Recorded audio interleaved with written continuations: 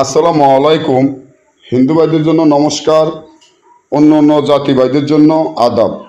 আমি তান্ত্রিক গুরু চৈতন বড়ুয়া আজ আপনাদের মাধ্যমে যে নকশাটি নিয়ে উপস্থিত হলাম সেটা হলো পলাতক স্ত্রীকে হাজির করা এবং যে কোনো মেয়েকে হাজির করা। কোনো মেয়ে যদি আপনার সাথে প্রতারণা করে, কোনো মেয়ে যদি আপনাকে ছেড়ে চলে যায়, বা কোনো আপনার স্ত্রী আপনাকে ছেড়ে চলে যায়, বা সে যদি আপনার কোনো কথাবার্তা না শোনে, বা আপনার টাকা পয়সা নিয়ে বাপের বাড়িতে চলে যায়, বা বাপের বাড়ি থেকে আর আসতে না চায়, এখন আপনি তাকে কিভাবে ফিরিয়ে আনবেন, কিভাবে তাকে বশ করে আপনার কাছে সারা জীবন রাখবেন, এবং কিভাবে তাকে বাপের বাড়ির থেকে বা দূর থেকে ফিরিয়ে আনা যায়।